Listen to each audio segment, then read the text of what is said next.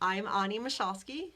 I am a wellness coach for moms who think that they have to do it all and be it all. So moms that have way too much on their plate, and I help them, you know, prioritize themselves, learn how to embrace motherhood by rediscovering who they are and rediscovering the woman within.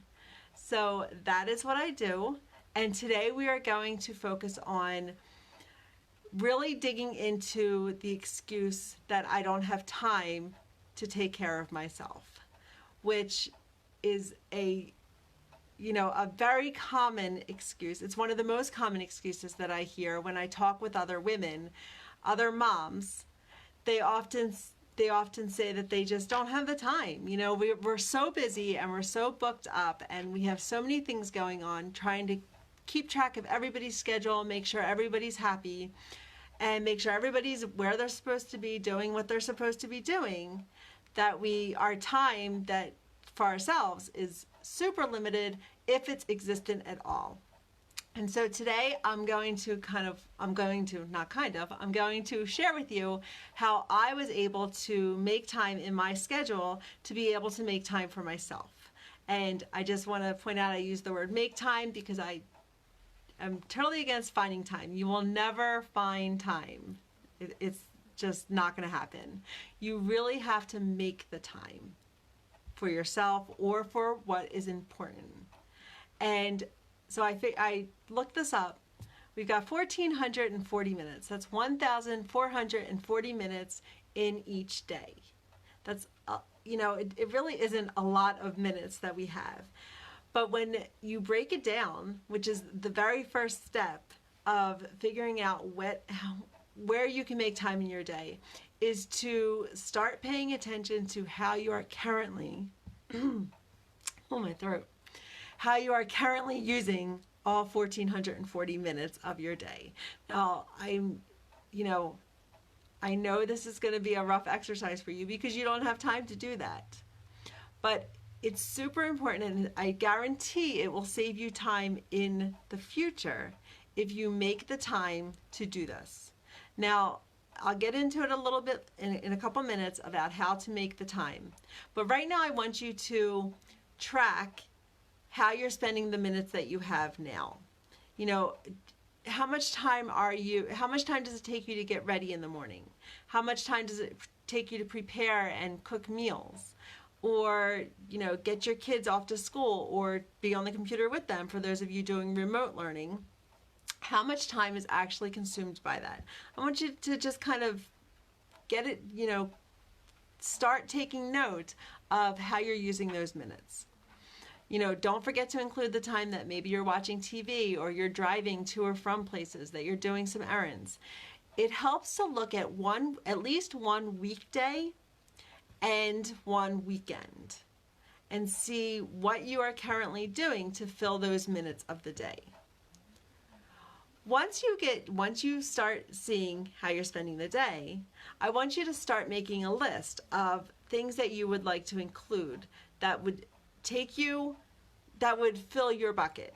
Things that are going to revitalize you, help you reset. A lot of the things last week, if you caught me on the last week's Facebook Live, I gave a lot of ideas about how you can start implementing self-care practices into your routine. What does self-care mean to you? And it really is a personal practice. What is self-care for me is not necessarily going to be the same practice for you. Some people enjoy meditation or yoga. Others enjoy getting out and playing tennis or taking walks. And again, it doesn't always have to be a physical thing. It could be reading or, coffee with friends. Filling that bucket, getting out socially, leaning on that social support. Whatever it is that you do for self-care. But making a list of what it means to take care of yourself. What does it mean to you? When you hear the word self-care, what does that mean to you? And really getting clear on what self-care is and what that means to you. Decide on what is the best way to plan for self-care. If you fail to plan, you plan to fail. If you've been following me for a while, you know that I'm an avid planner. Because I feel that you can get so much more done and so much more accomplished. You can work smarter instead of working harder if you have that in your plan. So deciding what is the best way to be able to plan for your self-care. Do you carry your phone around? Do you use like Google Calendar or Outlook? Or is it Outlook? I don't even know what it is. But obviously I don't use a digital planner. But, if that's something that works for you, then go with it. Or maybe you are a, pen and paper kind of planner. I do want to recommend, and I don't get any, this isn't like a marketing ploy or anything, but I use Passion Planner, and it's something that I found, I just love the Passion Planner because I get the non-dated one, and everything goes on it. Here, I'll show it to you now. As you can see, it's very full. So this is, I just got like a black cover, decorated it, and I use it for all of the things that I need to do. And I encourage you to do the same. Get your planner, decide what kind of format you would like to use, the old-fashioned, pen and paper planner, maybe a digital planner. See what would work for you or what you would most likely use. That is the key.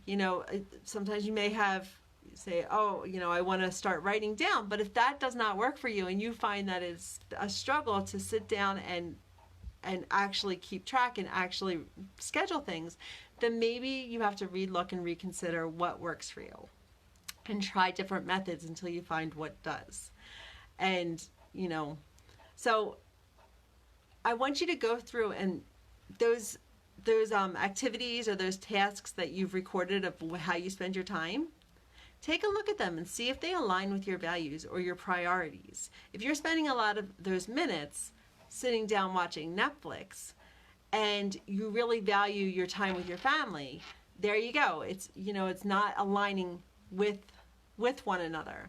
And so you want to take a look at how those activities that you're doing at this moment or currently align with those priorities or how you want to be spending your time. And then that's when you pull out your pen and paper and you start writing this stuff down in your calendar. How much time are you spending for each thing?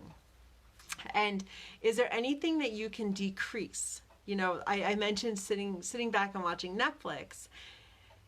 If you want to watch, Netflix, that's not a problem. But is there a way that you can decrease the time you spend doing that?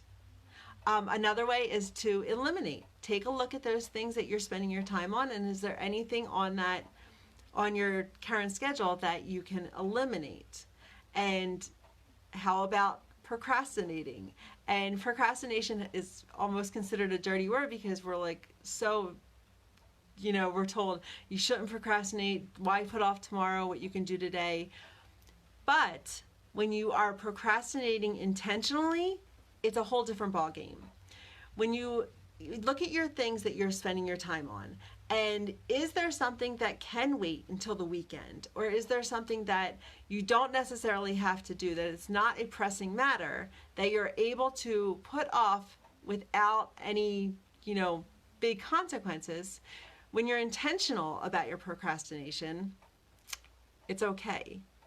So we've talked about decreasing certain tasks, eliminating certain tasks, and now I want to talk about delegating certain tasks. And as moms, this is probably the hardest one because we believe that it is our responsibility to make everybody happy, to take care of it all, and I am guilty as well.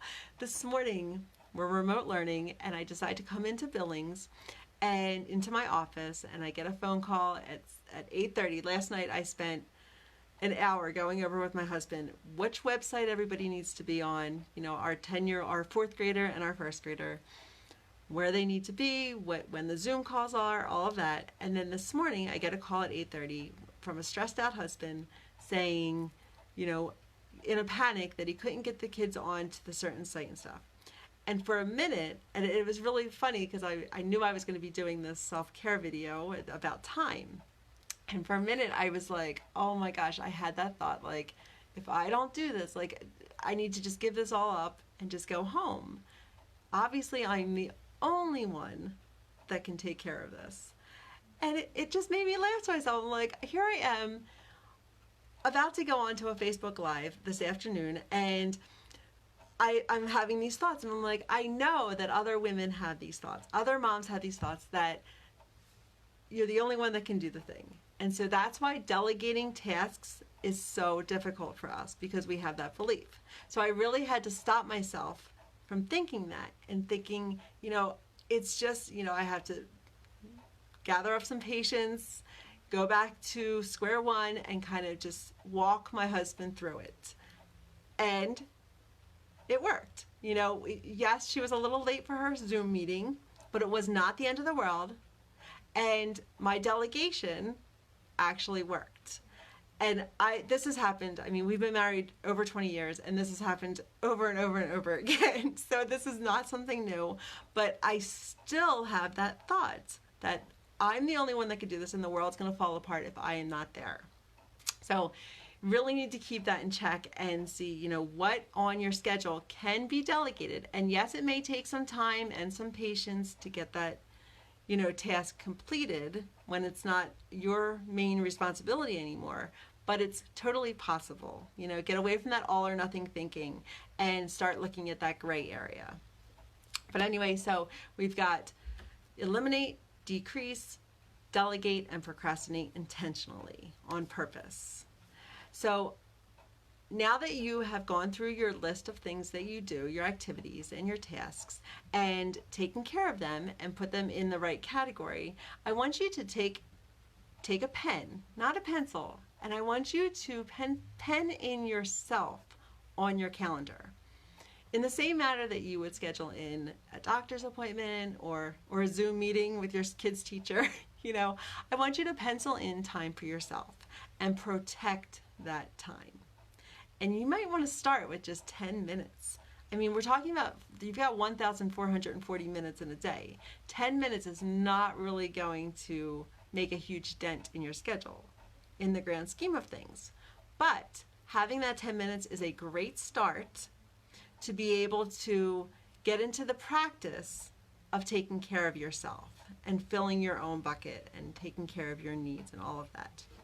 So it is so super important to take care of yourself, which is why I'm saying that you need to make yourself realize that importance and put yourself in your own schedule, because you've got all of these other things going on, but none of these other things matter if you're not around to take care of it, or you're not around to be with your family and to be with your kids and raise them and grow with them and teach them and have fun with them.